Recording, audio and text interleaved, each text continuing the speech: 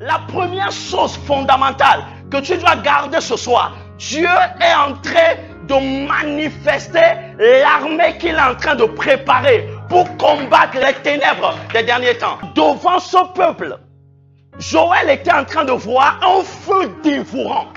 C'est-à-dire que rien ne peut arrêter ce peuple.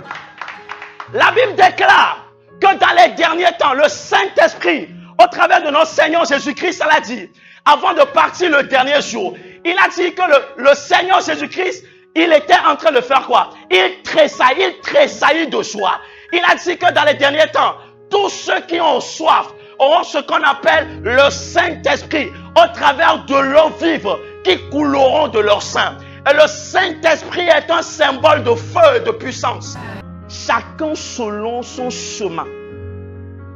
C'est une armée très organisée, un peuple très organisé où chacun a une part de responsabilité. Chacun assume pleinement sa part de responsabilité. Personne n'a envie l'autre. Chacun est dans son camp en train de jouer son rôle dans cette. Dieu est en train de manifester ce qui a été déjà dit il y a de cela des milliers d'années. La préparation de l'armée qui va confondre le monde. Et la particularité de cette armée, il y aura dans cette armée certains qui seront des pasteurs, mais certains des médecins, certains des mécaniciens, remplis de la puissance de feu de l'esprit. Vous savez, vous allez voir des entreprises devenir un lieu spectaculaire de la manifestation de l'esprit. Où tous ceux qui rentrent seront transférés, seront touchés et affectés par le feu de l'esprit agissant dans cette entreprise. Où les médecins seront étonnés. Nous sommes en train de déclarer la trompette. Nous sommes en train juste de répéter ce qui a été dit à Joël. Vous verrez un menuisier, lorsqu'il sera en train de travailler dans son atelier, rempli de l'esprit de Dieu, en science et en industrie. Les gens ne comprendront pas pourquoi c'est seulement chez lui on viendra. Parce que la terre est remplie de ténèbres. Lui, il porte la lumière de Dieu. Vous savez, la Bible déclare, seule la connaissance de la vérité affranchit. Une fois que le peuple discerne le temps et discerne la pensée de Dieu, ce qui arrive, c'est que la foi naît. Et la Bible déclare que devant la foi, même les montagnes invincibles, les montagnes qu'on ne peut pas renverser seront renversées. La Bible dit, rien n'est impossible à celui qui croit. Lorsque la foi de la vérité est établie, la puissance agissante de Dieu entre en action. L'arme que le peuple de Dieu, ce peuple-là va utiliser, ce ne sera pas des arsenals de guerre, ce ne sera pas une bombe atomique. Vous savez, l'arme qui sera utilisée, dans cette armée-là, il y aura des hommes, des femmes, des vieillards, mais également des jeunes gens. Et l'arme qui sera utilisée par les jeunes gens s'appelle la vision. C'est quoi la vision? Vous savez, c'est une dimension de la foi qui voit l'avenir déjà. Une dimension de la foi qui peut voir dans l'invisible, qui voit l'avenir déjà, malgré que le visible, c'est-à-dire le présent, ne dit absolument rien par rapport à cet avenir. Quand vous lisez l'histoire de Moïse et autres Abraham, ils recevaient ce qu'on appelle avant des révélations, des signes, qui leur annonçaient des choses que Dieu veut faire. Mais lorsque vous lisez dans le livre d'Hébreux, chapitre 8, le verset 10, la Bible dit que maintenant, une nouvelle alliance a été établie. Et cette vision qui fait partie de la loi dans la nouvelle génération sera écrite dans leur cœur. C'est ainsi que vous allez voir des jeunes passionnés, dévorés de l'intérieur pour des causes que personne ne pourra arrêter. Que ce soit dans le domaine de, je ne sais pas, de l'ingénierie, comme il a dit, dans le domaine de la communication, des fous de Dieu, des passionnés de l'esprit, des gens, des médecins. Et quand on amène des gens à l'hôpital, c'est vrai qu'il a une compétence dans le domaine de la médecine. Mais ils vont se tenir la main d'abord pour élever celui qui est assis sur le trône de grâce. Et des fois, ils n'auront plus besoin d'opérer.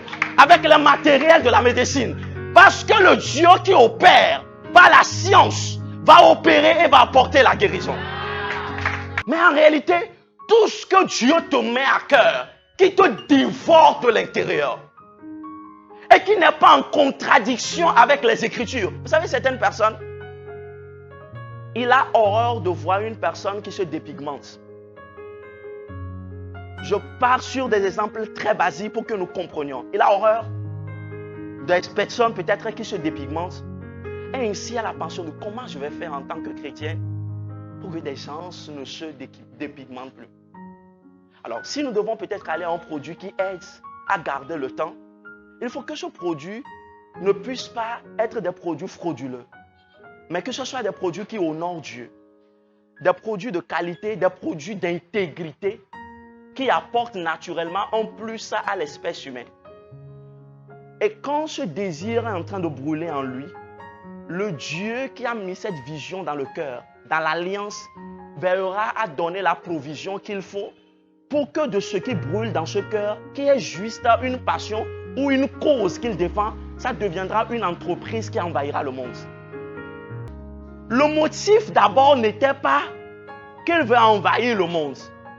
Le motif est de servir une cause à cause de ce qui brûle dans son cœur. Mais le Dieu qui a mis cette cause est tellement immense que cette cause est illimitée. L'évangile dans les derniers temps prendra plusieurs tournures. Vous allez voir des personnes arriver dans des pays peut-être en tant que policier. On l'a envoyé peut-être au Kenya. On l'a envoyé quelque part. Mais un policier en train de prêcher l'évangile. Un policier qui demande aux autres sur le champ de bataille. Et si on priait, là où deux personnes sont quelque part, il est où? Il est au milieu d'eux. Alors ça voudrait dire que même si c'est dans le champ que vous êtes, votre champ, votre entreprise est devenue le lieu où la présence de Dieu est effective. Ce qui se passe dans l'église peut se passer aussi là-bas.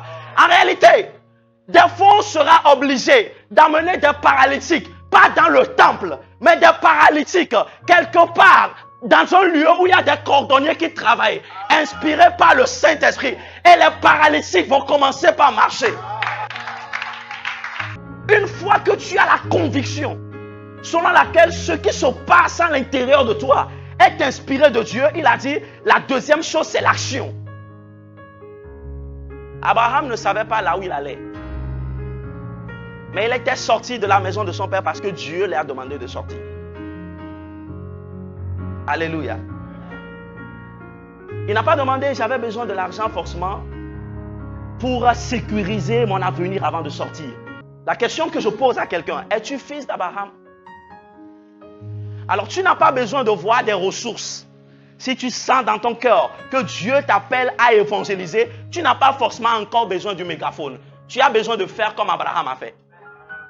Le mystère de la provision se trouve dans la capacité de l'obéissance de la volonté de Dieu.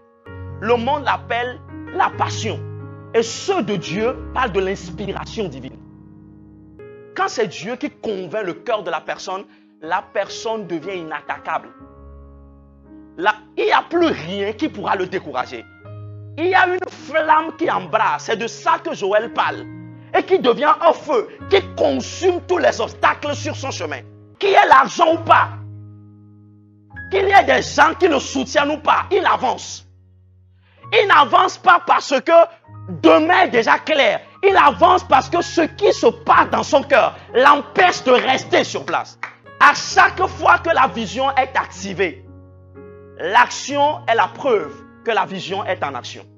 Lorsque la vision elle est activée dans l'esprit d'un enfant de Dieu, elle sait ou il sait que quelque chose va se produire, certainement.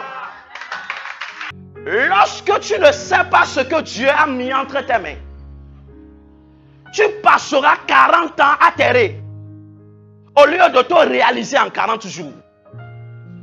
Dieu ne donne jamais rien sans rien. Ça te donne l'esprit de créativité, l'esprit d'inventivité. Tu es là, des idées hors normes, hors catégorie te parviennent dans ton domaine. Il y a une telle sagesse que Dieu donne. Lorsqu'on s'approche de Dieu, tu dors avec lui, tu te réveilles avec lui, tu es sérieux avec lui, tu es discipliné vis-à-vis de Dieu.